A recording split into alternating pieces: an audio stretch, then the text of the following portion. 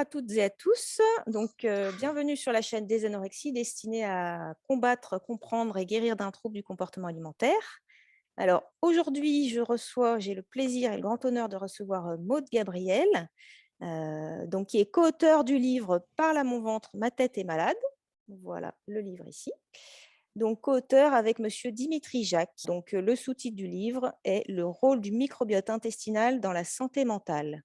Voilà, donc merci beaucoup Maude d'avoir accepté l'invitation sur la chaîne. C'est un plaisir d'échanger avec vous sur ce sujet des troubles alimentaires, puisque vous avez souffert pendant 25 ans, un quart de siècle, comme vous dites dans votre livre, d'anorexie mentale restrictive. Voilà, Maude, vous êtes diplômée de physio-nutrition de l'Institut européen de physionutrition et phytothérapie. Vous avez une formation d'herbaliste à l'École lyonnaise des plantes médicinales et vous avez un diplôme de conseillère en nutrition. Si, bonjour et merci Emmanuel pour cette invitation. Donc effectivement, je m'appelle Maud Gabriel, je suis formée en naturopathie, en phytothérapie à l'École lyonnaise des plantes médicinales et en micronutrition auprès de DFM Formation. Et j'ai fait pas mal d'autres formations et la formation en physionutrition, c'est à l'IEPP. Donc c'est peut-être plus dans ce sens-là pour énoncer ça par ordre chronologique. Mais voilà, globalement, c'est exactement ça là. Mes formations et donc je consulte en cabinet et en distanciel, donc je suis basée à Lyon. Alors, pour entrer dans le vif du sujet, parce qu'en effet, j'ai fait votre connaissance grâce à la sortie de votre livre, là, qui est sorti tout récemment, on date du 9 mars 2022, si je ne me trompe pas. Exactement. Et donc, j'ai lu ce livre passionnant qui montre ce combat contre l'anorexie mentale. Et donc, pour entrer dans le vif du sujet, je voudrais lire un petit passage de quelques lignes de ce livre. Donc, une intuition me poussait cependant à considérer le bon fonctionnement des entrailles comme primordial pour la santé. Cette intuition m'a offert un aller simple vers la guérison. Le parcours qui me conduisit à découvrir l'axe intestin-cerveau fut empreint de sérendipité. J'ai beaucoup cherché, j'ai certes commis des erreurs et me suis parfois égarée. Finalement, c'est bien soigner mon écosystème intestinal qui a mis fin à mes souffrances. Celui qu'on appelle notre deuxième cerveau ne serait-il pas, en fin de compte, le premier? Voilà, donc là, ça donne un petit peu le ton sur ce que vous avez découvert finalement, l'axe intestin-cerveau pour guérir de ces 25 ans d'anorexie. Donc, on va dérouler cet entretien. Dans un premier temps, j'aurais aimé que vous nous parliez un petit peu de la maladie, comment elle s'est installée, comment elle a évolué pendant plusieurs années. Ensuite, on aurait expliqué un petit peu l'axe intestin-cerveau que vous avez du coup découvert et qui vous a mené ouvert la porte vers la guérison, même si ça n'a pas été instantané. Et puis, j'aurais voulu qu'on termine un petit peu par vos pratiques et l'aide de la micronutrition en particulier dans la gestion des émotions et éventuellement justement des troubles du comportement alimentaire. Voilà, donc je vous laisse peut-être évoquer un petit peu votre parcours avec l'anorexie, les troubles alimentaires. Merci. Alors effectivement, j'ai souffert pendant 25 ans d'anorexie mentale restrictive, mais j'ai souffert également d'une dépression résistante et de troubles du spectre autistique. Donc, c'est-à-dire que l'anorexie mentale, donc restrictive, c'est-à-dire que j'ai jamais connu de crise de boulimie. C'était vraiment restrictif, donc je peux pas m'exprimer sur l'aspect boulimique ou boulimique vomitif, ça je connais pas du tout. Donc je parle de ce que j'ai vécu, c'est un petit peu le sujet, mais voilà, je me permets de préciser ça, parce que c'est une question qui revient souvent. Moi, c'était vraiment anorexie mentale restrictive. Et donc, depuis l'enfance, c'est vrai que j'avais vraiment des traits autistiques. Après, ma mère m'a dit que le médecin de famille avait évoqué le sujet, mais bon, je ne suis pas vieille, mais bon, on va dire, il y a quand même 25 ans, non, plus de ça. J'ai 44 ans, donc on va dire que l'anorexie mentale restrictive s'est vraiment manifestée vers mes 11 ans, mais avant, j'étais vraiment donc enfermée en moi, dans une sorte de bulle qui m'empêchait d'exprimer mes sentiments, mes émotions, à part par les larmes. C'était comme si j'avais une boule dans la gorge et tout m'agressait, j'étais vraiment ce qu'on appelle maintenant hypersensible, mais c'était vraiment, et puis c'était surtout incompris, quoi. Et moi, je ne me comprenais pas moi-même, donc pour dire que dans ma tête, c'était déjà pas hyper simple, et j'arrivais pas à l'exprimer, et on me questionnait pas parce que c'était, bon, bah, arrête de pleurer, voilà, mais je pleurais parce que j'arrivais pas justement, bah, arrête de pleurer, qu'est-ce que t'as? Mais justement, je pleurais parce que j'arrivais pas à dire ce que À j'avais, enfin voilà, sortir, ouais. c'était assez compliqué, On et puis parle j'ai... d'alexithymie, hein, quand c'est comme ça. Oui. Les spécialistes, ils mettent le terme alexithymie, le terme un peu pompeux, mais c'est ce que vous décrivez dans le jeune âge. Vous étiez quand même jeune, le fait de ne pas arriver à distinguer les émotions, à les définir et à les extérioriser. Bah, ça se rapprochait quand même plus des troubles spectre autistiques parce que je faisais pas mal d'automutilation, si vous voulez. D'accord. Justement, comme j'arrivais pas à être en accord avec moi-même, avoir conscience de la vie, mais en fait, voilà, j'avais pas forcément, c'était pas forcément, comment dire, en phase avec cette vie. J'étais dans un milieu social qui était assez populaire, et c'est vrai que j'avais pas les mêmes préoccupations que mes petits camarades. Moi, j'avais des grandes ambitions. Je voulais être président de la République, je voulais être vétérinaire, voilà, D'accord. journaliste, je voulais faire Sciences Po. Et ça, j'avais 6-7 ans. Et on me disait, mais non, mais calme tes délires. Et donc, voilà, je me disais, mais voilà, j'arrive déjà pas à dire grand-chose. Quand je le dis, on me dit, bah, tais-toi. Donc, c'était assez compliqué. Et je pratiquais, dès que j'avais un petit stress, en fait, je m'automutilais. Voilà, je me ce qu'on appelle un petit peu la scarification maintenant. Donc, pour dire que voilà, c'était un petit peu le seul langage que je pouvais avoir. Donc, c'était pas verbal, c'était déjà plus corporel, mais en autopunition corporelle. Et C'était une j'avais... façon d'extérioriser la colère et les frustrations aussi, je pense, hein, Oui, voilà, exactement. l'incompréhension. Ouais, ouais, ouais. C'est fréquent aussi, ça, Et comme voilà, problématique c'était chez les jeunes. Mm, une sorte de langage, en fait. Bon, exactement. effectivement, c'était comment dire, vraiment pas le meilleur, effectivement, et puis c'était vraiment préjudiciable pour ma Bien personne, sûr. mais c'était une sorte d'adaptation, quoi. Ouais, ouais, c'est Euh, pas quelque chose qu'on choisit, ça s'impose à nous, quoi. Ouais, Exactement. ouais, C'est complètement. voilà, puis c'est pas du tout conscient, hein, c'est voilà, Ouais, je moi ça s'est comprends. exprimé comme ça. Et puis j'ai toujours souffert d'inconfort digestif. Bon, dans la famille, on a des antécédents. Mon grand-père est décédé d'un cancer de l'intestin, sa mère aussi. Ma mère a toujours été fragile des intestins. Ouais. Donc c'était pareil, c'est dans la famille. Moi, j'étais toujours un peu ballonnée, j'avais toujours un peu mal au ventre, je digérais pas très bien, mais bon, bah voilà, On va c'est comprendre pourquoi ensuite, d'ailleurs. Ouais, exactement. Mais Voilà, bon, il faut dire que c'était pratiquement une marque génétique. d'appartenance On peut pas au relier cercle sa génétique. familial. Donc voilà, donc pour nous, ça n'est pas très bien du ventre, donc c'est normal. Voilà. Mm. Et puis, à l'âge de mes 11 ans, en fait, j'ai connu une grosse gastro, vraiment plus importante que les autres, parce que j'avais souvent quand même des accès diarrhéiques, mais là, c'était vraiment la gastro. D'accord. Et donc, j'ai vraiment ressenti forcément le ventre vraiment vide. Et ce qui s'est passé, c'est que dans ma tête, j'avais vraiment une sensation d'allègement. Ouais. Et pour moi, c'est vraiment, je me disais, mais j'avais 11 ans, ça fait 11 ans que je rêvais d'avoir moins de questions dans ma tête, moins de surchauffe. Et là, je me disais, mais voilà, en ayant le ventre vide, ça m'allège aussi l'esprit, mais c'est génial ce truc. Et c'est génial, mais en fait, mon esprit était pas si apaisé que ça parce que le soir même, je m'en souviens, j'ai la fameuse petite voix de l'anorexie qui a fait effraction dans mon cerveau et voilà, qui m'a commencé de m'intimer des tas d'ordres, de me faire mal, de me priver de nourriture. Et au début, voilà, je me demandais, mais qu'est-ce qu'elle me veut celle-là? Donc ça va passer, ça va passer. Et Mhm. au final, cette petite voix, elle m'a totalement manipulée et m'a poussé justement à faire perdurer ces restrictions alimentaires. Mm. Voilà. Après, je n'ai pas d'explication par rapport à cette petite voix. C'est fréquemment rapporté pour les personnes qui souffrent d'anorexie. Mais en tout cas, moi, ça s'est produit comme ça. Et puis, donc, j'ai commencé à mettre en place des restrictions alimentaires. En fait, j'étais totalement...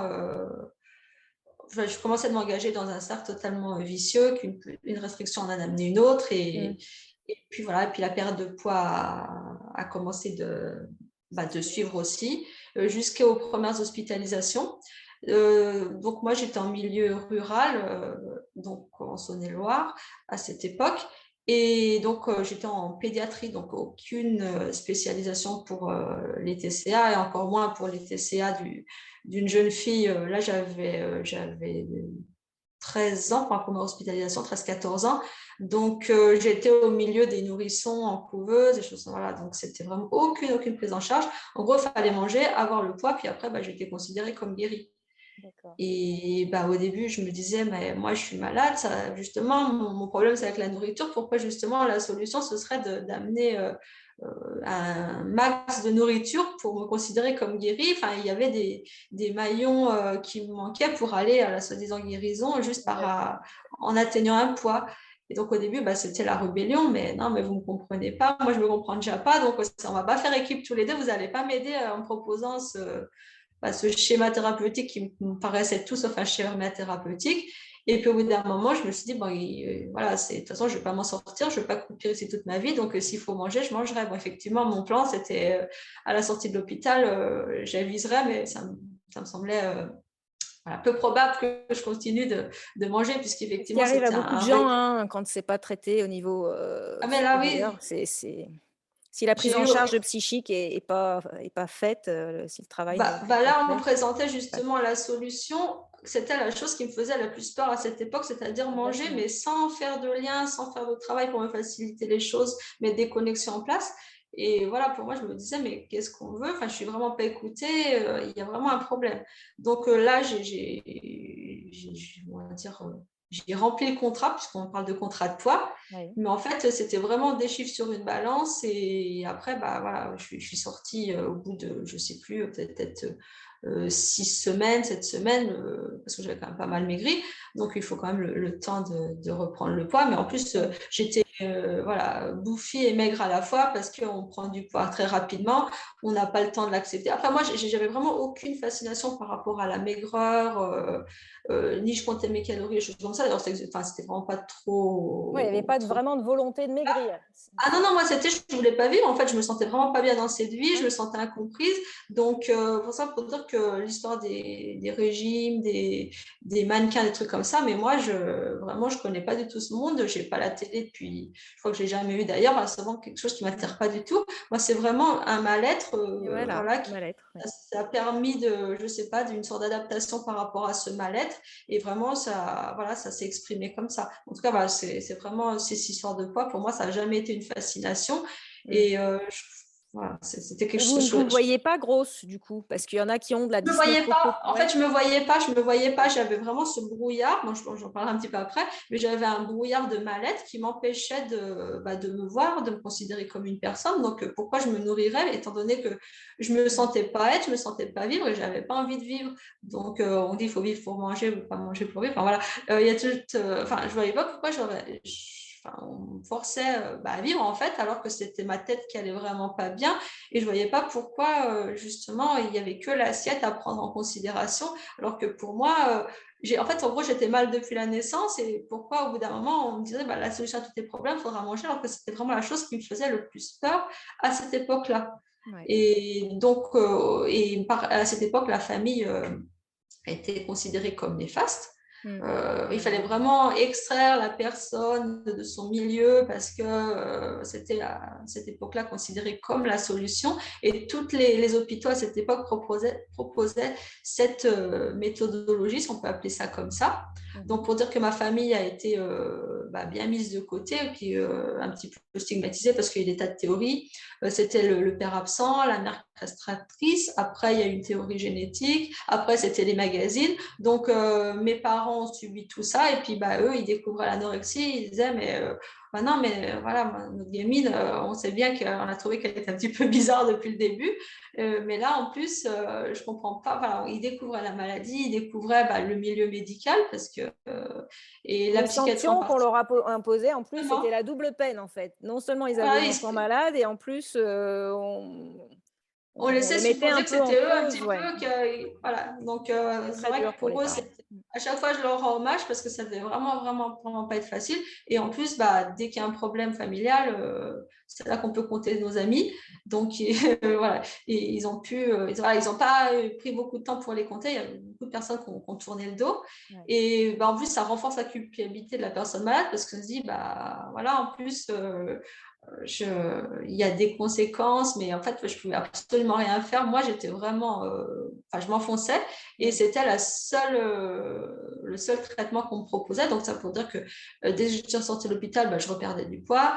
C'était réhospitalisation. Je reperdais du poids, c'était réhospitalisation. Et dans ce service de pédiatrie, ça s'est passé donc à 3 reprises, cette alternance.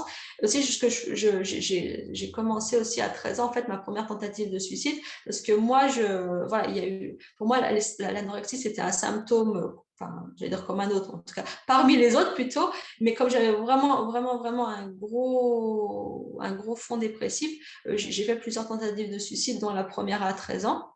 Et puis, donc, au bout c'était pour mes 17 ans, donc à la fin de ces trois phases d'hospitalisation, donc en pédiatrie où il n'y avait absolument aucun travail. Donc là, j'ai fait une grosse tentative de suicide. Et là, j'ai été transférée dans un autre département, dans un gros CHU. Et là, j'ai eu on peut appeler ça un internement plutôt psy. Donc, c'était vraiment un milieu là, adulte et la psy, comme ça ne devrait jamais exister.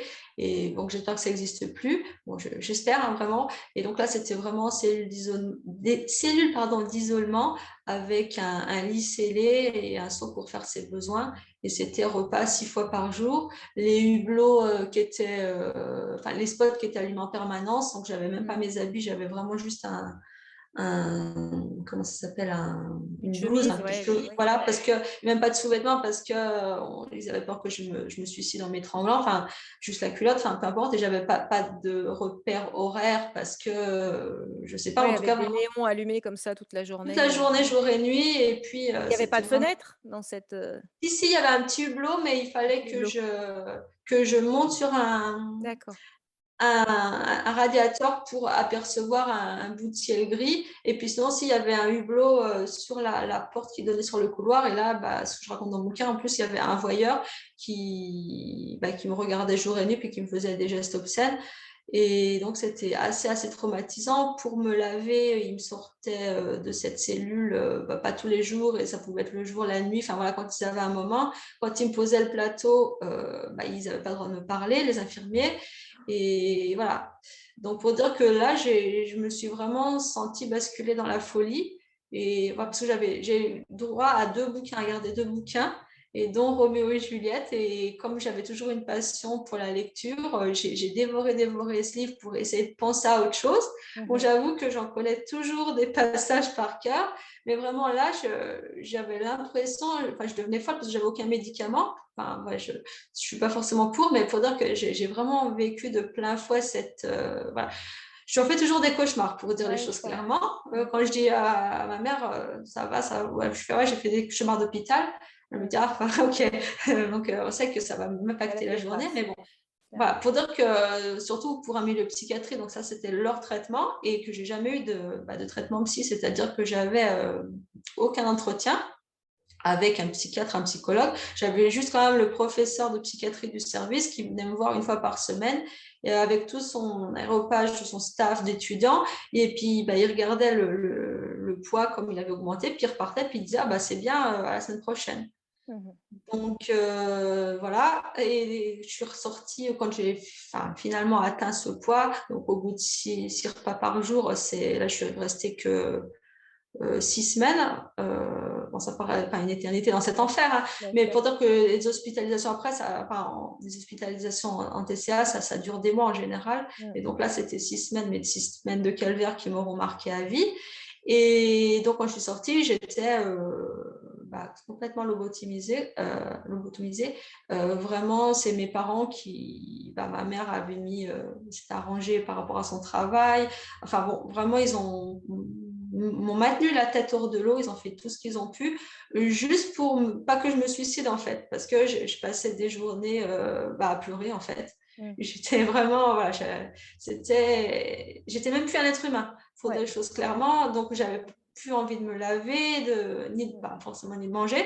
Et voilà, c'était donc je suis sortie de cet établissement et mes parents, ils étaient plus que jamais en recherche d'un autre établissement pour prendre le relais parce que l'amour parental, voilà, ça Oui, guérit. non, Enfin, mais il fallait des ça, soins adaptés voilà, et c'est exactement. pluridisciplinaires. Voilà. Et donc, à cette époque, j'ai l'impression d'avoir 100 ans à force de dire à cette époque, mais donc, non, mais voilà, donc quand même, j'avais 17 ans et donc, moi, j'en ai 44. À cette époque, Internet n'existait pas, donc c'était les appels téléphoniques, le bouche à oreille, enfin, c'était vraiment compliqué. Et ma mère, elle a fait des tas de démarches, elle a trouvé une clinique, en fait, c'est une clinique privée dans un autre département encore, la plus au sud. D'accord. Et donc là, j'ai fait ma première hospitalisation chez eux. Bon, bah c'était, voilà, j'ai eu en fait contrat de poids. Bon, c'était beaucoup moins traumatisant, mais j'ai jamais fait de gros travail non plus, quoi. C'était un petit peu un lieu pour nous mettre à l'abri. On Ouais. réparait le corps avec une alimentation qui était vraiment pas très bonne. Mais bon, c'était plutôt beaucoup plus doux. Mais après, il n'y avait rien de révolutionnaire par rapport à ce qu'on peut proposer maintenant. Et surtout, il n'y avait aucune Heureusement, ça a collaboration. changé, hein, tout ce que vous Voilà, ah décrivez. oui, tout à Maintenant, il y fait. a des hôpitaux où c'est quand même, Ah très, oui, très voilà, c'est pour ça pointu qu'après, et on vient très après, on bienveillant. arrive sur les solutions. Mais voilà, Heureusement. et surtout qu'il n'y avait aucun relais une fois qu'on était sorti de cet Ouais. établissement, alors que maintenant, c'est vraiment une prise en charge pluridisciplinaire dès l'arrivée dans un établissement. Les familles ne sont pas forcément mises de côté, parce que moi, c'était vraiment l'ancienne psychiatrie où c'était vraiment contrat de poids, toujours isolé pendant 5-6 semaines, ça dépendait. Après, on sortait de la chambre quelques heures. Après, voilà, c'était vraiment progressif. Mais la famille, de toute façon, c'était un postulat, elle était toujours mise de côté. Maintenant, ça a bien changé, heureusement d'ailleurs. Mais Et pas partout, hein. déscolariser. Ouais, bah, déscolariser, enfin voilà, pour dire que ce que je présente là, c'est à peu près toutes les solutions. Maintenant, ils se sont rendus compte que ça ne fonctionnait pas. Donc, c'est pour ça que justement, ils proposent des choses quand même pas mal différentes et heureusement. Donc, moi, en gros, j'ai connu tout ce qui ne fonctionnait pas et c'est peut-être ce qui m'a vraiment amené justement à trouver mes propres solutions au bout d'un long chemin. Donc, Voilà. voilà. Et donc, ces hospitalisations, elles duraient, j'en ai une, elle a duré plus d'1 an. Et en fait, il n'y avait vraiment pas de travail. Il manquait Les pièces du des puzzle. maillons, en fait. Ouais, de toute façon, bah, déjà, voir que l'aspect alimentaire. Et puis, c'était en fait, on commençait à travailler avec une psychologue, mais pas tout le temps. Il y en avait une pour tout l'établissement. Enfin, il soignait le corps et après, l'esprit, il fallait poursuivre ça à l'extérieur avec un psychiatre. Ouais. Mais bon, il n'y avait aucune communication. Enfin, je me sentais vraiment pas, comment dire, Accompagné. soutenue sous tous les aspects, oui, exactement. Parce qu'en gros, une fois c'est toujours un petit peu pareil, parce que c'est contrat de poids, donc une fois qu'on a le poids, on était jugé apte à sortir de cet établissement, puis trouver par nous-mêmes un psychiatre qui allait prendre le relais. Mais en fait, on sortait après, surtout après des mois d'hospitalisation, on n'avait plus de repères avec la réalité. Donc, c'était vraiment, enfin, pour moi, j'avais vraiment du mal à faire la jonction entre la vie de l'hôpital et la vraie vie.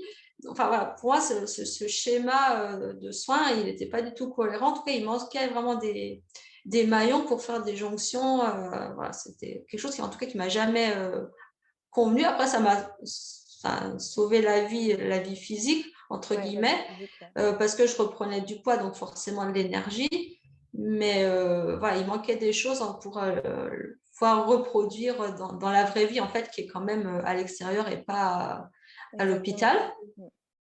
Et donc, c'était quand même assez cyclotimique parce que après, je ressortais, bah, forcément, il y avait une période de boost. Et puis après, bah, comme je restais quand même sur le fond hypersensible, bah, le moins de petits stress ou choses comme ça, enfin, tout ce qu'on connaît, en fait, bah, moi, ça me plongeait tout de suite vers le bas. Et puis, ça y est, restriction alimentaire. Et boum, c'était reparti pour une nouvelle hospitalisation. Et puis, comme voilà, les personnes qui développent des troubles du comportement alimentaire, on a souvent un fond un peu perfectionniste. Donc, c'est vrai que je me perdais dans les études, dans le travail. Et donc, forcément, je nourrissais mon esprit, mais pas forcément le corps. J'avais vraiment du mal à faire la jonction. Et ça reproduisait un petit peu, justement, le soin du corps à l'hôpital. Et après, on devait faire un travail avec le psychiatre, plus justement au niveau de la tête à l'extérieur. Et c'est vrai que je me disais, mais en fait, pourquoi on dissocie toujours déjà que moi, j'arrive pas à faire des connexions entre mon corps et dans ma tête. Et même le schéma de soins proposé, ça ne faisait pas forcément du lien. Donc, voilà, pour dire que moi, après, il y a des personnes pour lesquelles une hospitalisation, ça les aide vraiment. Voilà, je m'exprime vraiment pour des personnes qui Oui, chaque ont... cas est différent, c'est Oui, sûr, tout à hein. fait. Il y en Tout à a fait. après, l'atteinte du contrat de poids, ils Oui, sont tout à moins fait, voilà. déprimés et ils reprennent leur vie normale, Mmh. heureusement, hein, que c'est Oui, bien sûr. mais Voilà, mais après, il y a toujours quand même, on estime à, je sais pas, une dizaine de pourcents, c'est ça, des pardon? personnes qui, on estime, il y a toujours un pourcentage de personnes justement comme moi pour qui ça donnera pas d'effet, il y aura pas de réponse à ce Je genre de... connaîtrais pas ce pourcentage. Je sais qu'après des soins multidisciplinaires et adaptés, on guérit dans 2 tiers, voire maintenant trois Mhm. quarts des cas d'anorexie mentale. On guérit complètement. Après, je connais pas le pourcentage de D'accord. Bah, en tout cas, pour dire qu'il y a toujours des personnes pour qui ça ne fonctionne pas. Et là, par contre, il n'y a si je peux jamais trop de préciser solution. que le pourcentage de rechute, c'est au moins la moitié après une première hospitalisation, parce que vraiment il y a un travail de fond qui est conséquent à entreprendre derrière et comme vous disiez, là, on vous a renourri, on vous a redonné un statut corporel correct. Au niveau de la nourriture intellectuelle, vous saviez la trouver. Je pense que vraiment ce qui a pas été fait, c'est le travail émotionnel et d'hypersensibilité, qui là est resté vacant dans votre cas. Vraiment, il y a rien qui a été fait sur ce plan-là Bah, et justement, en finalement, naturopathie, on parle du terrain. Et c'est vrai que là, le terrain, il est resté intact, quoi. On s'est intéressé aux symptômes, aux manifestations. Bah, je ne dis pas que exactement. c'est une urgence vitale, hein, ce n'est pas du tout ce que je remets en question. Mais au final, le terrain, il restait toujours... Oui, il y avait pas eu bah, le travail de fond sur tout le côté exactement. émotionnel, ouais. Donc, j'ai alterné dans cet établissement. J'y suis allée au moins une douzaine de fois. Bon, après, ça n'a pas duré toujours, mais c'était au minimum 3 mois ces hospitalisations. Ouais. Et entre-temps, bon, je travaillais. Ça me permet aussi de se sublimer, quoi, parce que c'est quand même important de penser à autre chose, de s'accomplir dans le travail. Exactement. Et j'avais quand même, faut en parler, beaucoup, beaucoup, beaucoup de médicaments, des Ouais. psychotropes en nombre, antidépresseurs, anxiolytiques, somnifères, j'ai même eu des antiépileptiques, parce que j'étais quand même à fond très, très, très, très dépressif. Et donc, je les ai eu donc en gélule, en intraveineuse, en perfusion. Donc, voilà, j'ai eu beaucoup, beaucoup, beaucoup de médicaments. Et après, c'était associé à forcément des longues périodes de dénutrition. Ouais. Donc, et j'avais toujours cet inconfort digestif donc depuis la petite enfance. Mmh. Et au final, ça a fini par me provoquer des gros troubles digestifs parce que au bout d'un moment, mon corps a subi d'autres médications, c'est-à-dire une opération des dents de sagesse, l'opération d'un pied, donc il y a eu encore d'autres médicaments, anesthésie, et on appelle ça un effet cocktail. En fait, c'est tous ces Mmh. médicaments qui interagissent entre eux et qui donnent des manifestations qui peuvent prendre des formes différentes. Et moi, ça a été les symptômes digestifs qui ont totalement pris le devant, c'est-à-dire que mon ventre était vraiment énorme, mais gonflé d'inflammation, de gaz, et vraiment, je ne digérais plus rien. Déjà que je mangeais pas forcément grand-chose, mais là, il n'y avait vraiment plus rien qui passait. J'étais tout de suite une sensation de plénitude, j'avais mal à l'estomac, mal au ventre, et je souffrais de diarrhée sanglante. En fait, D'accord. j'ai eu un diagnostic de rectocolite hémorragique, donc c'est ça, Mmh. c'est des diarrhées sanglantes. Et puis, forcément, on me disait, oui, c'est quand même le stress qui provoque ça.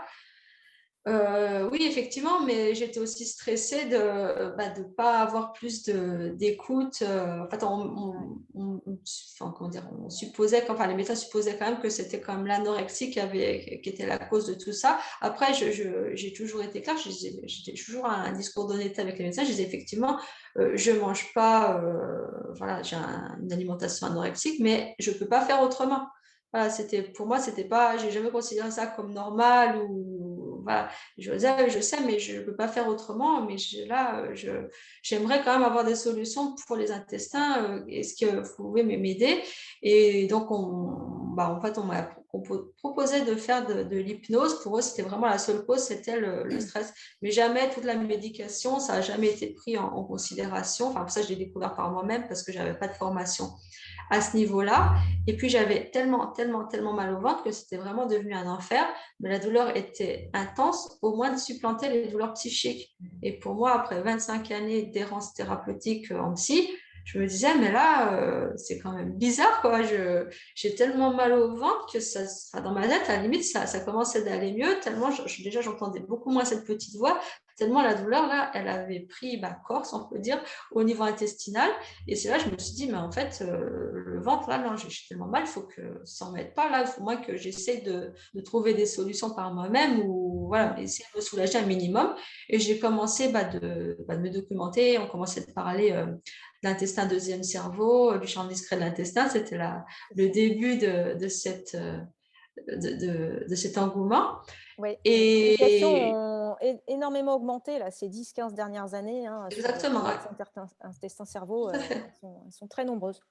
Exactement. Et donc, j'avais découvert le régime sans FODMAP, censé soulager les inconforts digestifs. Et je me disais ça, voilà, il faut faire des évictions alimentaires et tout. Je me disais, ah, non, mais là, voilà, c'est trop compliqué pour moi, déjà avec 25 ans d'anorexie. Mais j'étais vraiment prête à tout. Hein. Je m'étais dit, je ferai Oui, absolument tout. Voilà, vraiment, en cas trop d'errance, ah oui, on a voilà, là, aussi différentes après, méthodes. on parle souvent de déclic de l'anorexie et qui justement qui viendrait comme ça un petit peu par hasard et la personne se dit bon bah c'est ok, maintenant Mmh. je mets tout ce qu'il faut pour me soigner. En fait, moi, j'ai jamais eu ce fameux Ah déclic. oui. C'est vraiment le déclic intestinal. J'avais tellement mal, il me fallait une solution, j'étais prête à tout. Et Ah donc, oui, je suis allée puisque pour voir. vous, ça partait vraiment de l'intestin, Ah oui, vraiment, là, on le dit très bien c'était dans votre livre, ouais. terrible. Et donc, j'ai fait la démarche la première, parce que dans toutes les hospitalisations que j'ai connues, il n'y avait jamais eu de suivi avec des diététiciens. On considérait qu'il fallait manger comme tout le monde, voilà, que ce n'était pas un souci l'alimentation. Bon, moi, je n'étais jamais allée voir plus loin. Hein. Donc là, pour la Vous première fois n'aviez de ma pas eu vie, de consultation en gastroentérologie, par exemple? après, en fait, Ouais, là, je suis d'accord. allée voir le diététicien pour lui parler de ce fameux régime sans FODMAPs, enfin, avoir une solution alimentaire pour soulager mes intestins, parce que dès que je mangeais quelque chose, soit ça partait en diarrhée, soit ça me provoquait vraiment des douleurs. J'avais vraiment commencé à prendre conscience qu'en fait, l'alimentation, ça peut provoquer des inflammations au niveau digestif. Donc, avant, j'avais jamais fait vraiment le lien, ce qui pouvait, en fait, entre l'alimentation, ce qui pouvait se passer dans notre corps. Enfin, j'étais vraiment une dissociation terrible entre voilà, ce qu'on peut ingérer, ce qui peut se passer dans le corps, ce qui peut se passer dans la tête. Donc, c'était vraiment. Enfin, je découvrais en fait que j'avais un corps. Déjà, c'est la douleur qui m'en a fait prendre conscience. Ouais. J'aurais préféré que ça se passe autrement, mais voilà, donc j'étais un petit peu à ce stade-là, à cette époque de ma vie. Donc, je suis allée voir le diététicien et lui, il m'a dit bon, bah, ok, votre digestif, en 3 mois, ça peut être résolu. Je vous propose tout simplement l'éviction du gluten et des laitages. Je me D'accord. suis dit, ah bah mince, alors c'est dommage, moi j'aime bien, c'est à peu près les seuls aliments qui ne me posaient pas trop de problèmes. Et puis, j'ai dit, bon, allez, ok, voilà, je suis tellement prête à tout. Puis il m'a dit, écoutez, là, on peut résoudre ça, mais si voilà, je vous sens dans une démarche voilà, assez constructive. Si vous souhaitez améliorer d'une manière un petit peu plus globale votre état, je peux vous proposer un accompagnement plus long et là, je vous aiderai à regagner du poids. Et en fait, c'est quand il m'a dit ça dans le cabinet, je me suis dit, mais en fait, j'ai totalement oublié que effectivement j'avais 25 ans d'anorexie, que il y a peut-être, je sais pas, 2 mois en arrière, de manger quelque chose d'un petit peu différent, ça m'aurait paniqué. Là, j'ai eu effectivement une étincelle et je me suis dit, allez, je me lance. Et voilà, et je suis sortie avec un schéma alimentaire. Bon, j'avoue que le premier pas suite à cette consultation, j'étais quand même assez en questionnement dans ma tête. Je me disais, mais en fait, est-ce que je ne tiendrai pas en fait la guérison aussi bien intestinale que, voilà, que psychique au bout de la fourchette. Voilà. Comme je sentais vraiment que cet intestin est enfin, voilà, je prenais conscience pardon, de la du dialogue intestin-cerveau, puisque les douleurs intestinales avaient supplanté les douleurs psychiques. Donc pour moi, j'étais vraiment en pleine ébullition, je découvrais des choses dans ma tête, dans mon corps. C'était vraiment voilà, une période assez riche. Et donc, j'ai effectivement suivi son schéma alimentaire. Bon, c'était un schéma alimentaire classique d'un diététicien, voilà, mais surtout en respectant scrupuleusement l'éviction du gluten et des laitages. D'accord. Et là, vraiment, en 5 jours, c'est le brouillard mental dont j'ai parlé, que j'avais depuis l'enfance, qui m'empêchait de me voir, d'avoir conscience de moi-même. Ce brouillard mental, il s'est totalement évaporé. Et là, je me suis dit, waouh, j'ai pris en fait autant conscience des dégâts, donc c'est-à-dire 25 ans de ma vie, voilà, qui n'était pas de la vie en fait, La qui se sous-vie, comme transformait. vous dites dans le livre, la sous-vie. Ouais, survie, sous-vie, voilà, on peut voir ça comme on veut, ou comme on peut. Donc ces 25 ans-là, elles ne me seront jamais rendues, mais par contre, si je fais tout ce qu'il faut pour me reconstruire, j'ai plus de 25 ans qui m'attendent. Et ça, c'était un beau challenge, si vous voulez, plutôt que effectivement, de pleurer sur mon sort, me dire c'est terrible tout ce que j'ai perdu. Non, j'ai plutôt vu les choses du bon côté en me disant, mais si voilà, maintenant que j'ai plus le brouillard, je peux explorer plein de pistes. Et puis, il me reste vraiment un temps merveilleux pour profiter de la vie que je commençais de découvrir juste quand le brouillard en général se dissipe, on voit le soleil qui apparaît, donc c'est exactement ce qui s'est produit dans ma tête. Et par contre, là, j'ai vraiment pris conscience que j'avais un corps et que c'était un corps décharné, alors qu'avant, pour revenir sur les questions que vous m'aviez posées, le corps, je ne le voyais pas ni gros ni maigre, j'avais pas conscience d'avoir un corps, quoi. Ouais. Du coup, Vous je me nourrissais n'existez pas, quoi. non, voilà, exactement. Et par contre, effectivement, c'est la solution du gluten et des laitages, ça m'a vraiment aidé au niveau psychique, mais par contre, l'inflammation a été bien, bien présente au Bien niveau sûr. digestif. Et donc, même si j'ai fait 1 an et demi à peu près de suivi avec le diététicien et je faisais vraiment à la lettre de la lettre. S'il y avait, je sais pas, 100 grammes de viande, il n'y en avait pas 101 grammes ou ni 99 grammes. Hein. C'était vraiment, si c'était 150 grammes de féculents, voilà, c'était vraiment. Puis après, au bout d'un moment, non, franchement, il a vraiment bien agi avec moi. En tout cas, moi, j'étais vraiment contente, même si voilà, c'était vraiment quelque chose de participatif, de collaboratif. Vraiment, il m'a réconcilié, il m'a donné confiance en moi parce qu'au début, c'était vraiment strict et moi, voilà, pour les personnes qui aiment bien les choses un petit peu contrôlées, donc je faisais vraiment strict. Et puis après, j'avais droit à des petits bonus. Donc ça, je trouvais vraiment bien pour qu'au bout d'un moment, de me détacher justement de ces protocoles, de me dire en fait l'alimentation, c'est quelque chose qui doit quand même devenir plus naturel. Et donc ça, j'avais trouvé vraiment bien. Mais le vrai problème, c'est que je prenais vraiment très peu de poids et dès que j'arrivais à en prendre un peu, malheureusement, ça finissait au fond d'une cuvette des toilettes par une grosse diarrhée un petit peu. Parce que ça n'avait pas, ça s'est L'inflammation était amélioré. trop Voilà, installée. exactement. Et donc, ce diététicien, il m'a fait un courrier pour une consultation auprès d'un gastro-entérologue. Et là, le gastro-entérologue, il m'a vraiment écouté. J'en parle comme de mon meilleur psy dans le bouquin parce qu'il m'a vraiment écouté, il m'a encouragé. Et c'est vrai que c'est là que j'ai compris que tant que l'inflammation intestinale elle serait là, j'aurais aucune capacité optimale d'assimilation du contenu de l'assiette. Voilà, exactement. Et donc, ça allait quand même beaucoup mieux dans ma tête. J'avais remis un schéma alimentaire considéré comme normal. Après, voilà, qu'est-ce qui est normal, qu'est-ce qui n'est pas normal, en tout cas diététiquement parlant. Juste, je me permets une petite question à aparté pendant que ça me Oui. vient. Donc, dans votre cas, là, il y avait eu finalement un diagnostic d'allergie, enfin d'hypersensibilité au gluten et aux produits laitiers. À titre indicatif, par quoi vous faisiez remplacer du En fait, riz? j'étais libre. En fait, il me donnait juste des calibrages, mais moi, je Ouais, mettais ce que je voulais dedans. Et d'accord. après, par exemple, moi, je ne suis pas du tout pour les produits de grande surface ou même de magasins bio estampillés sans gluten. L'idée, c'est vraiment de remplacer par des aliments naturellement dépourvus de gluten. Voilà. C'est-à-dire, au lieu de manger des pâtes, on peut manger du riz, on peut manger des Voilà. lentilles. C'est pour c'est les auditeurs, en fait, qu'ils aient quand même des idées. Alors, tout le monde n'est pas dans votre cas, hein, il faut pas oui, croire, faut bien pas sûr, oui, tout à accumuler, fait, non voilà, c'est mais vraiment une situation particulière. Le but, c'est pas de dire, que tous les gens qui souffrent de TCA, ont ce type d'intolérance, hein, surtout pas.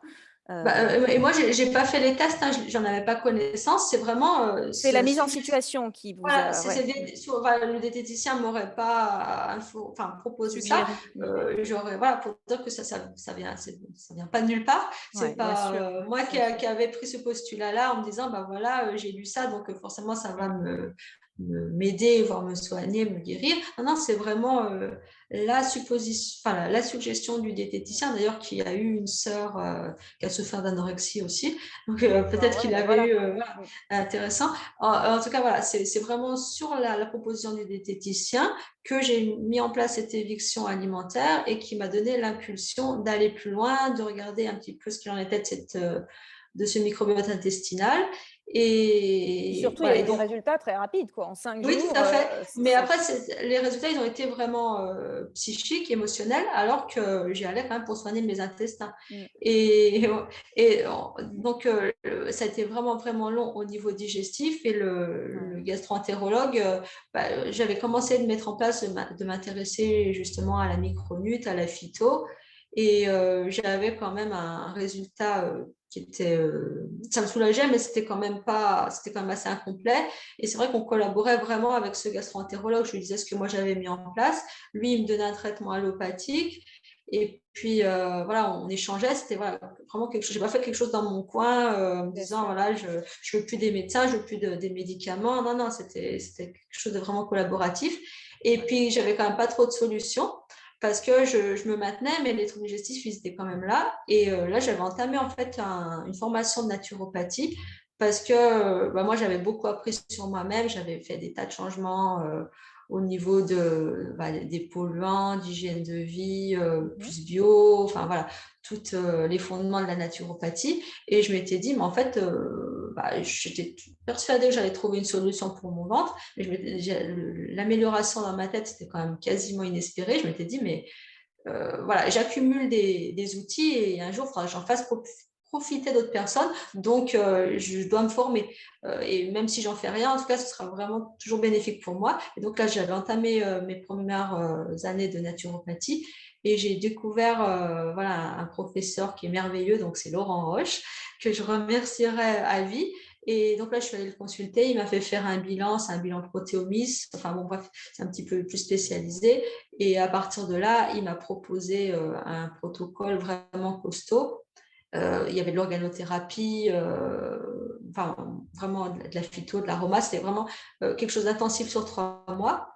Et comme D'accord. j'ai vraiment Est-ce toujours que vous pouvez juste gardé, préciser l'organothérapie pour les c'est auditeurs? prendre des extraits d'animaux et ça va régénérer nos propres des extraits d'organes, pardon, d'animaux, et ça va nous permettre justement de régénérer nos propres organes. Mais après, ça se fait sur la base d'examens Bien sûr. pour Le savoir ce bilan, qu'on a à réparer exactement.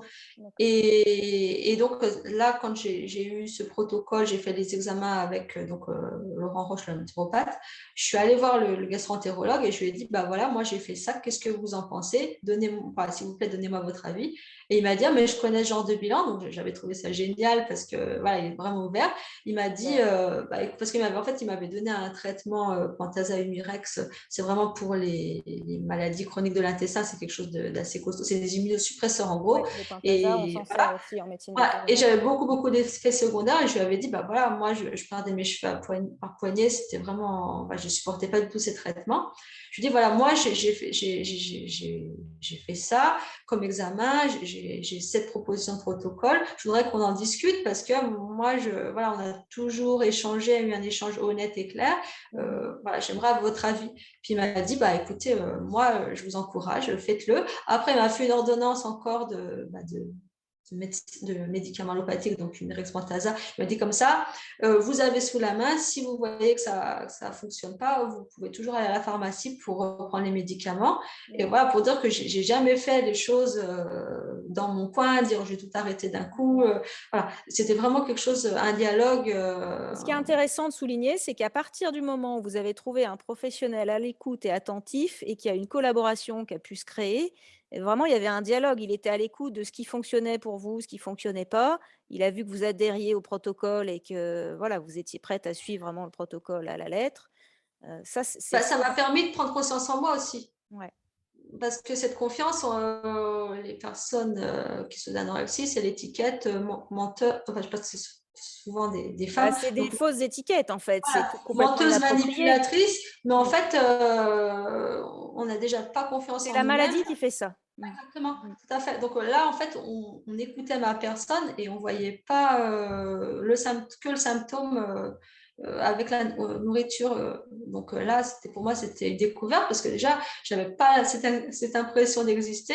Et donc là, en fait, on me faisait parler, on m'écoutait, on me disait, bah oui, effectivement, on va vous proposer des solutions. Et c'est pas, voilà, j'avais toujours cette crainte de consulter parce que dès que j'allais voir un médecin, en gros, c'était hospitalisation, que je dise n'importe quoi. Donc, c'était ça. Et c'est vrai que j'avais vraiment pris Ouais, une comment dire, phobie une un peu, hein. terreur. Voilà, voilà, effectivement. Et là, pour moi, le simple fait d'aller consulter un thérapeute, pour moi, c'était pas forcément naturel parce que je me disais, mais enfin, j'ai vraiment cette crainte de l'hôpital, quoi. J'avais Ouais, connu que on ça comme comprend. réponse Mmh. à tous mes maux.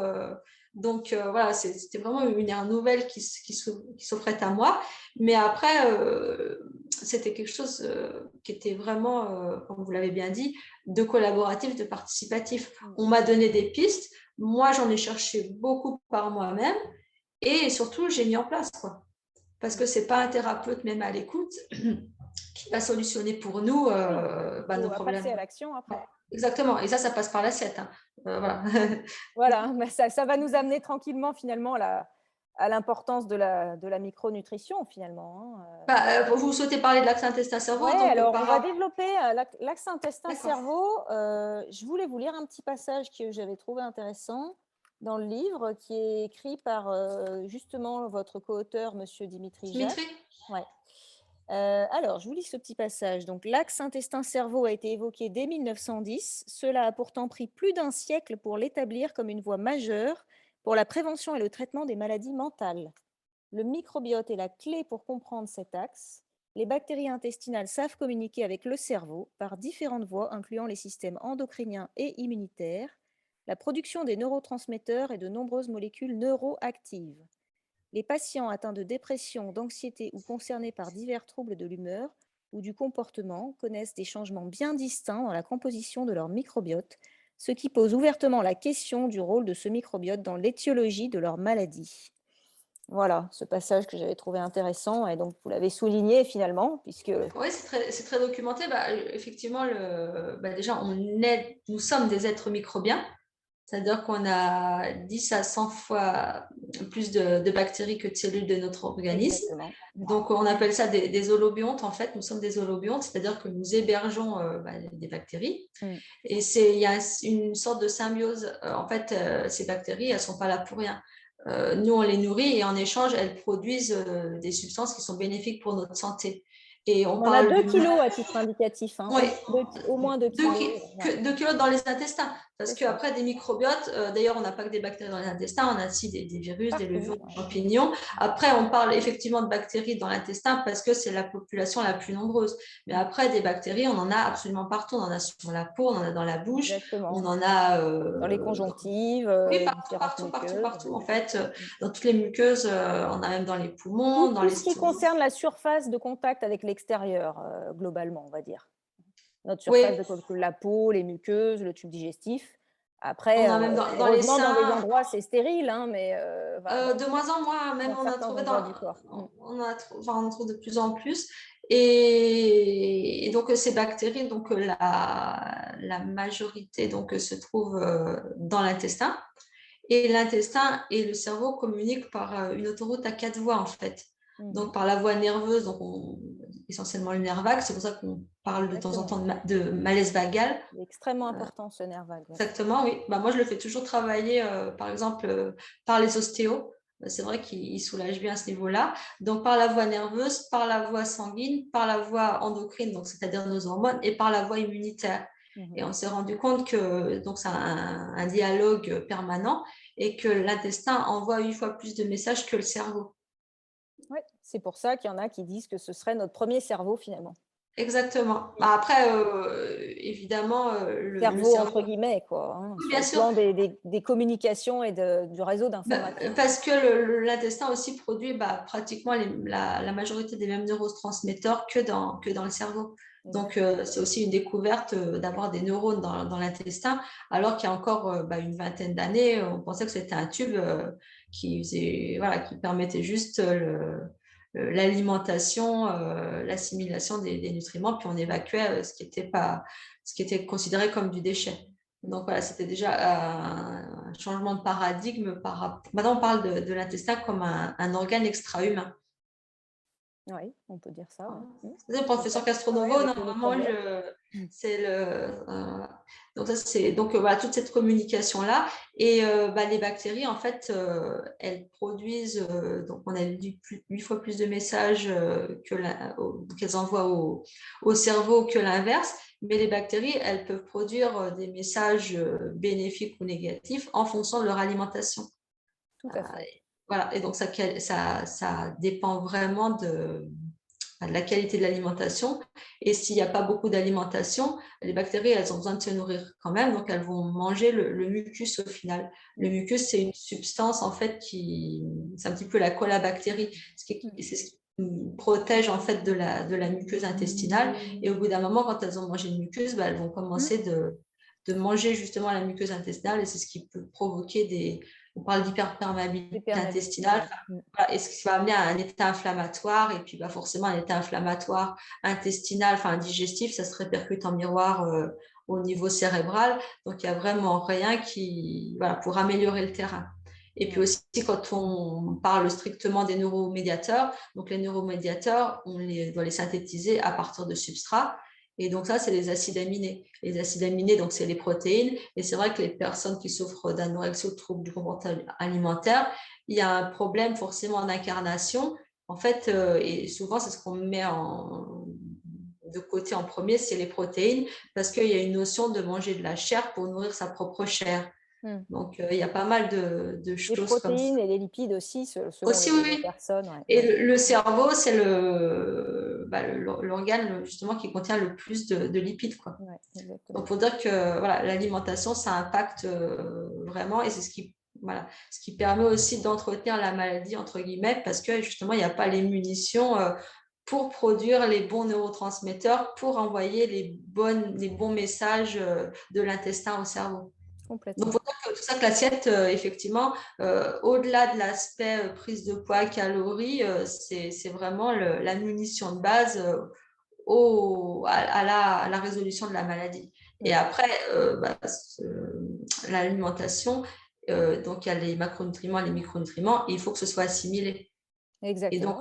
Ouais. si l'intestin, ce que j'expliquais par rapport à mon propre parcours, si l'intestin il reste enflammé, l'assiette, elle pourra être correcte, bien équilibrée, mais ce ne sera pas assimilé, donc on Voilà. n'aura pas les Pas effets des bénéfiques mal oui. escomptés. La maladie Voilà. assimilation suite à des maladies inflammatoires chroniques, tout à fait, oui. Mmh. Une dénutrition surtout aussi, enfin, dans ce cas-là, étant donné qu'on a vu que les bactéries, elles allaient manger le mucus et puis après, Ouais. éroder la muqueuse intestinale. Donc, tout ça pour dire que l'alimentation, effectivement, c'est la première des étapes de la reconstruction, mais c'est autant aussi intéressant de s'intéresser à la capacité d'assimilation de la personne. Et Mmh. s'il y a eu justement des longues périodes de dénutrition, voilà, je pense que l'intestin doit être bien enflammé par tous les phénomènes qu'on vient d'évoquer. Voilà. Donc l'alimentation est vraiment notre première médecine et c'est intéressant justement de voir quelle alimentation correspond à chaque individu, hein. Voilà, Exactement. voilà donc Parce que justement, il y a des intolérances alimentaires. Ah, parce qu'en fait, oui, la problématique du gluten et des laitages, c'est surtout le gluten et les laitages actuels. Parce qu'on sait exactement, que très justement, intéressant. les laitages, enfin les vaches, enfin, donc sont vraiment bien supplémentés en antibiotiques, sont en gestation toute leur vie, donc beaucoup d'hormones. Mmh. Et donc, Elles on n'a sont pas plus nourries à forcément besoin de ça. l'herbe, elles sont, Exactement. voilà, la production est Donc, forcée, on les nourrit au plus riche grain, en etc. oméga 6 qu'en oméga 3, donc c'est ça, vraiment plus des substances inflammatoires qu'anti-inflammatoires. Et aussi, ça coagule au niveau de l'estomac. Évoqué. Et par rapport au gluten, bah là, c'est donc gluten, c'est effectivement une belle modification par l'industrie agroalimentaire. Et maintenant, comment dire, ça a été transformé au point que notre organisme puisse plus reconnaître cet aliment qui n'a rien à voir avec le blé ancestral. Et C'est donc, ça. c'est pareil, voilà, ça, dans notre intestin, ça se transforme en glu parce qu'il faut avoir beaucoup d'enzymes pour dégrader ça en petites molécules assimilables. Et c'est toujours pareil, ça vient encore enflammer l'intestin. Et cet intestin poreux, après, il laisse passer des métabolites inflammatoires. Et comme on a vu qu'il y avait 4 voies de communication avec le cerveau, donc ces métabolites inflammatoires, ils vont remonter au cerveau et ils vont pouvoir justement enflammer la barrière hémato-encéphalique. C'est très documenté par rapport à l'autisme, ça. Par exemple, le docteur Joël Doré, qui est directeur de recherche à l'INRA, et il a vraiment beaucoup travaillé sur le sujet, pas mal de publications. Et par rapport à cette piste, je permets de citer, je ne sais pas si vous connaissez le docteur Guillaume Font, qui est un médecin psychiatre qui Je communique le beaucoup. connais du coup grâce à vous, puisque vous m'en aviez parlé en On amont. Ouais. pourra mettre éventuellement, si c'est possible, sa chaîne YouTube parce qu'il Ouais. communique vraiment là-dessus. Donc lui, il est plutôt spécialisé pour les patients souffrant de schizophrénie. D'accord. Il communique pas mal sur la dépression aussi. Mais lui, voilà, il propose vraiment dans ses prises en charge alimentation, sport, compléments alimentaires et microbiote intestinal. Ouais, c'est bien. Et il a même sorti il va bientôt sortir un ouvrage sur la psychonutrition. D'accord. Donc, il est enseignant-chercheur. Et Ouais. sinon, il y a une chaîne YouTube que je recommande aussi régulièrement, c'est la Psychiatrie du Soleil.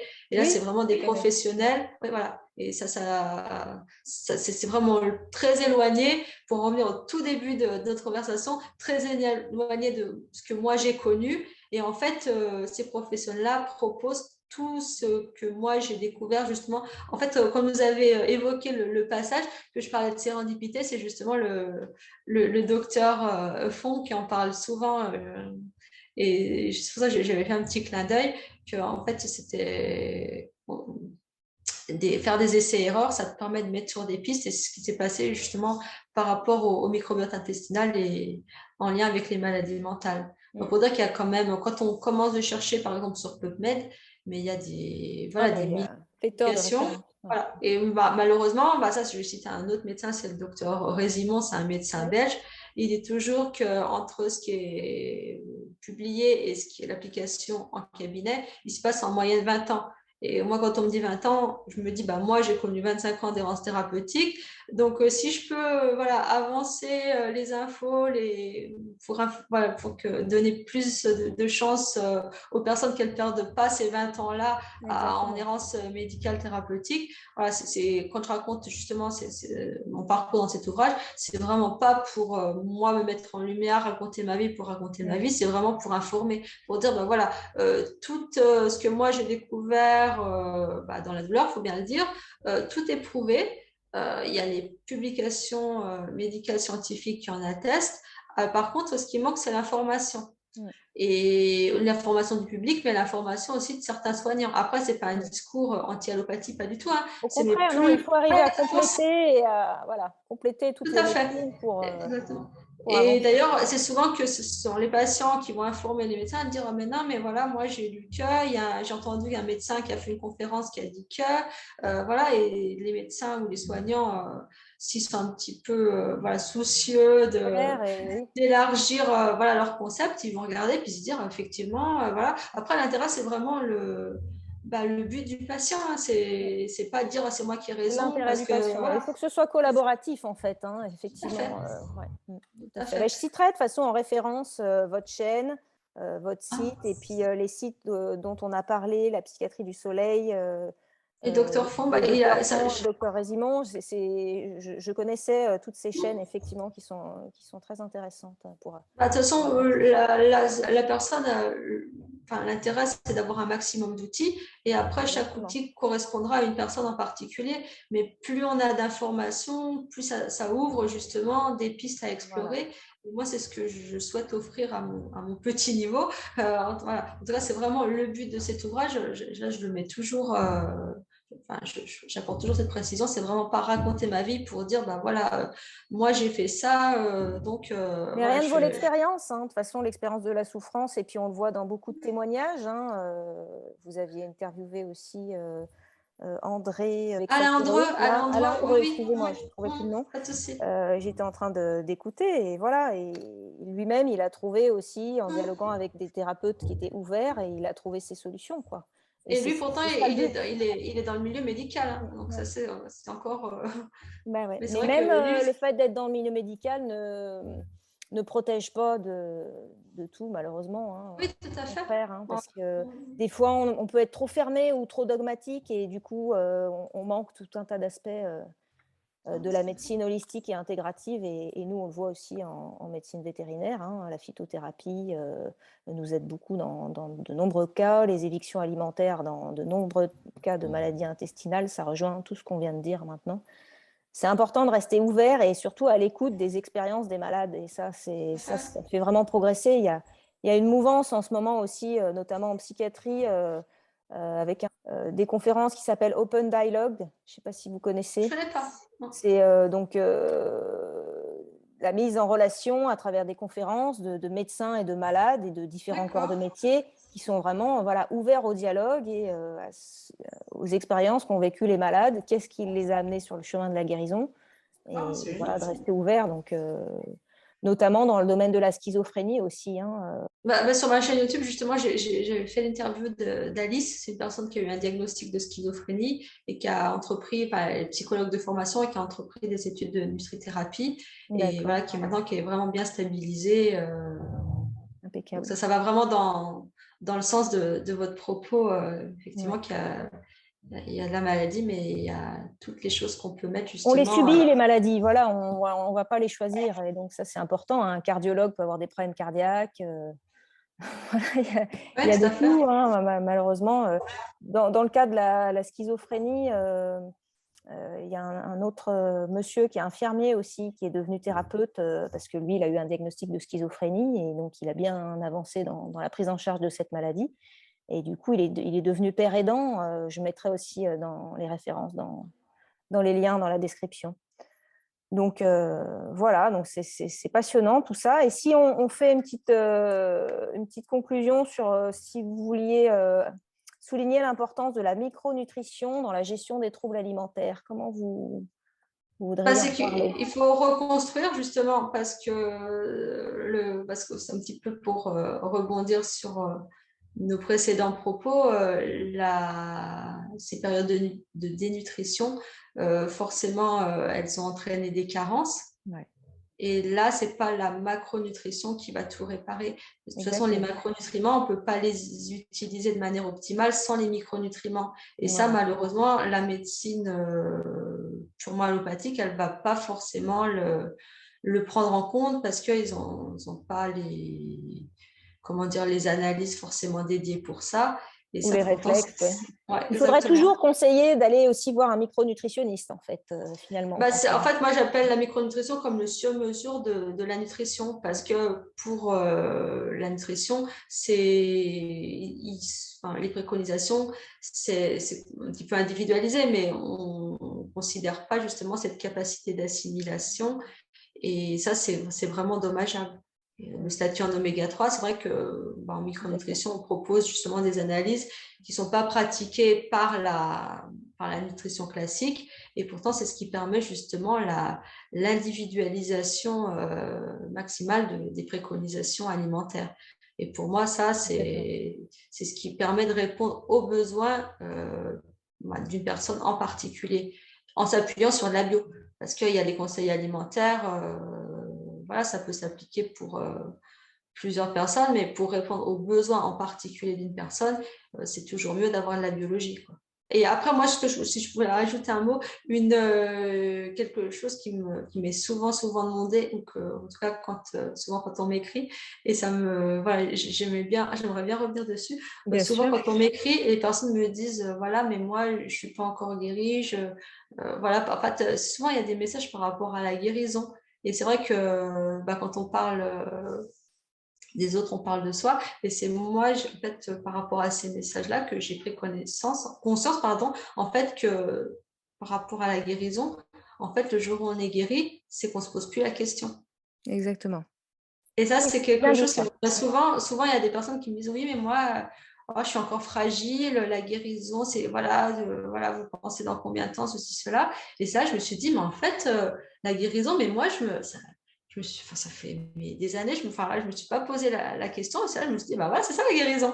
Pour dire que c'est quelque chose qui, pour moi, Oui, il c'est, n'y a plus aucun stigmate de la maladie une voilà. fois qu'on a réglé. Parce que quand voilà, en fait, on pense plus, est-ce que je suis malade, je suis pas malade, est-ce que voilà.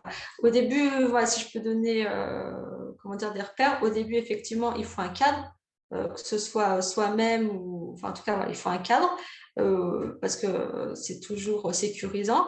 Et puis après, comment dire, de s'en éloigner de manière progressive. Puis après, ça devient quelque chose de naturel, on n'y pense plus du tout. Oui, après, Par une fois exemple, qu'on a tout équilibré, voilà, fait, voilà. schéma de Et pour moi, fonctionnement. la guérison, c'est justement quand on se pose plus la question, est-ce que j'en suis par rapport à la nourriture? Est-ce que j'ai bien mon... Voilà, pour moi, c'est quelque chose de super important, comme repère en tout cas. D'accord. D'être libre, en fait, c'est ça la guérison pour moi. C'est Ouais. libre de penser à autre chose qu'à la maladie. Et alors, pour vous, la guérison, elle est survenue depuis combien d'années maintenant? Moi, je dirais... bah, après, la guérison dans ma tête a été beaucoup plus précoce que la Ça. guérison physique. Ouais. Voilà. Oui, Parce parce qu'il fallait qu'après, réparer toute cette inflammation tout à intestinale, fait. continuer à réassimiler mieux les aliments. Voilà. Et quand je dirais que la réparation intestinale, ça a pris à peu près 3 ans. Et c'est vrai qu'à cette époque-là, je me sentais effectivement encore fragile dans ma tête, dans le sens où de temps en temps, je me disais, ah, mais là, non, quand même, peut-être que, voilà, enfin, de manière récurrente, je me faisais des petits checks dans ma tête. Je me disais, mais là, peut-être que j'ai un petit peu diminué l'alimentation. Enfin, j'étais vraiment hyper vigilante par rapport à bah, mes fragilités que je connaissais, quoi. Ouais. Et Par puis, rapport bah, à- le jour où vraiment, effectivement, j'ai plus du tout pensé, et bah, voilà, pour là, je me suis dit, bon, bah, ça y est, c'est derrière C'est bon, moi. c'est guéri. Et Voilà, donc c'est là, vous guéri. transmettez. Et donc, maintenant, par contre, c'est vrai que l'anorexie, pour moi, c'est plus un problème, mais je me suis rendu compte que à la faveur ou à la défaveur, je ne sais pas, du confinement, que c'est quand même le fond dépressif, voilà, qui reste une fragilité. Parce que le premier confinement, j'avais vraiment du mal à comprendre, voilà, encore un confinement, justement, être isolé, on ne peut voir personne, ne plus pouvoir sortir. Je me disais, mon Dieu, mais c'est pas possible, c'est une histoire sans fin. Et là, j'ai eu vraiment 3 jours, bah, le brouillard est revenu. Mm. Et là, j'ai pris bah, enfin, moi, je sais que c'est plus un problème avec la sérotonine. J'ai pris effectivement bah, des plantes riches en sérotonine et parce que j'ai agi tout de suite, quoi. Et c'est ça Exactement. aussi, Une fois qu'on connaît son terrain. même si on se dit guéri ou voilà, vraiment stabilisé, surtout pas nier les fragilités, quoi. C'est Non, mais intéressant ce que vous dites parce que le confinement, ça fait exploser les troubles du comportement alimentaire, les tout à troubles fait. dépressifs, les troubles du sommeil. Donc, Mm. Bah, moi, je me suis rendu compte justement que la nourriture, je me dis, mais voilà, non, mais c'est pas un problème. Moi, je me oui, sentais c'est vraiment. pas le problème de départ, Non, quoi. non, C'est ouais, le problème effectivement. dépressif. Et pour Sur- moi, voilà, l'anorexie, pour moi, en tout cas, vraiment, ça a été bah, un symptôme. je pense que c'est vraiment, vous êtes bien arrivé à analyser entre guillemets, les comorbidités, c'est-à-dire le fond de dépression, d'hypersensibilité et surtout les intolérances là, qui ont été mises Bah, le en problème, évidence avec. c'est que j'ai jamais eu justement de travail psy.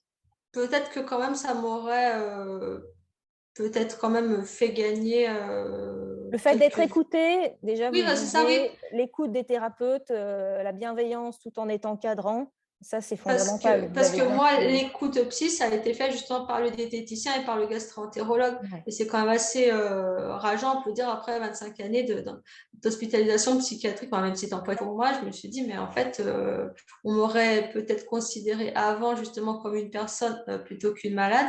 C'est vrai que ça m'aurait plus donné confiance en moi et peut-être donné plus d'impulsion justement pour me dire peut-être que voilà, je pourrais mettre en place des choses pour trouver des... On redonne le pouvoir à la personne, comme quoi vous êtes acteur de votre vie et de votre santé. On est là, les thérapeutes, pour vous aider à reprendre les clés, à trouver les Exactement. clés déjà et à reprendre votre vie en main, quoi. Donc, Bah, vous comme moi, de toute façon, on donne des pistes, des outils, on montre des voies, mais c'est vrai, c'est la personne qui va faire son propre chemin. exactement. Nous, on Chacun va fait prendre ses outils, ce qui fonctionne chez elle, et identifier ses fragilités. Ouais. ça, d'où l'aspect participatif, collaboratif, et c'est encore mieux de travailler justement avec des collègues pour proposer une approche pluridisciplinaire, quoi. Exactement. Les approches holistiques et pluridisciplinaires, ça a vraiment fait Tout à ses preuves fait. là, ces dernières années dans les troubles alimentaires. Les taux de guérison étaient bien inférieurs il y a Mm. quelques années et là, ils Ouais, augmentent en permanence. Et ça, c'est grâce à ces prises en charge. Et il n'y a pas que dans les troubles mentaux, ni dans bien l'anorexie, sûr. ou que les troubles alimentaires où c'est prouvé. La prise en charge holistique et pluridisciplinaire, elle est bien expliquée dans un nombre de maladies maintenant absolument, absolument énorme. Bah, ce que je disais un petit peu au début, parce que moi, effectivement, quand à 13 ans, on m'a enfermée, je me disais, mais en fait, je suis punie d'être malade, quoi. Ouais. Même mes parents, ils n'ont pas le droit de me voir, donc mes parents, en fait, enfin, moi, je leur en voulais un petit peu, je me disais, mais je comprends pas pourquoi, effectivement, même eux, ils me laissent enfermer dans une chambre. Enfin, vraiment, je me sentais rejetée de tous par tous. Enfin, vraiment, c'est... Ouais, ça a En dû gros, être je pense très, que très, j'ai très dur. connu tout ce qui fonctionne pas et du coup ça me fait quand même plaisir maintenant entre guillemets que comment De dire les soins transmettre tout ça, et oui. avec les soins proposés maintenant déjà de constater que c'est exactement tout l'inverse quoi. J'ai servi un petit peu de cobaye, après on sert tous plus ou moins de cobaye pour la médecine hein. Ça c'est voilà, ils apprennent de leurs Ouais, il expériences y a beaucoup de gens qui sont et en errance thérapeutique, hein. exactement, donc déjà ça, et je trouve que c'est super important d'apprendre de ses erreurs et surtout de le reconnaître. En tout cas, Complètement. je pense que c'est quand même bien engagé dans cette voie-là.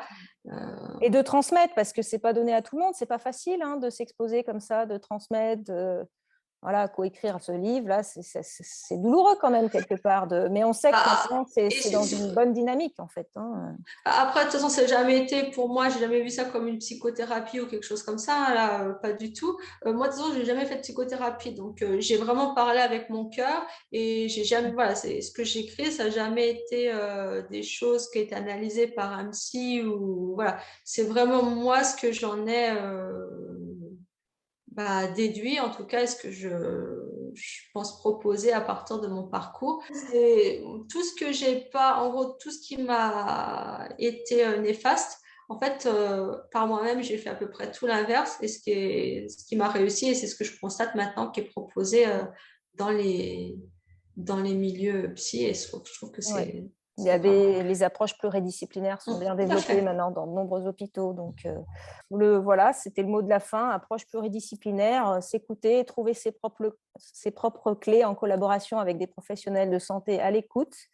Et voilà, ne pas Rester écarter, proactif, rester rester proactif. proactif. Voilà, la guérison, elle appartient aux malades. Il faut absolument s'impliquer et puis trouver les bons thérapeutes qui sont à l'écoute et qui vous aident à cheminer, à avancer. Et pas avoir peur des rechutes aussi. C'est souvent, Bien sûr. C'est voilà, pas ça c'est linéaire, un chemin de guérison, hein. exactement, tout à fait. Semé Ça, d'embûches. Donc, il faut garder confiance et puis s'entourer des bonnes personnes qui vous soutiennent. Merci infiniment, Maud Gabriel, pour cette interview. Donc, je remontre le livre Croire à la merci mouvance Emmanuel. quand tu étais malade, donc, dont je vous recommande vraiment la lecture. Et puis, je mettrai tous les liens dans la description de tout ce dont nous avons parlé. Voilà. Merci beaucoup. Et s'il y a des personnes qui souhaitent échanger, je suis disponible. Je mettrai les références de votre site. Vous avez un formulaire de contact sur votre site Oui, web, oui. peut-être? Oui, d'accord. Sinon, les personnes me contactent souvent sur Messenger aussi. Je réponds D'accord. voilà, Je mettrai avec toutes les plaisir. références sur votre site. sans problème. Merci. Merci à tous de nous avoir écoutés. J'espère que cet échange vous aidera et que le livre de Maud vous aidera. Tout le monde n'est pas intolérant alimentaire, mais voilà, le message final est vraiment d'être acteur de ces guérisons, trouver les bons interlocuteurs et on peut guérir d'un trouble alimentaire, ça c'est sûr.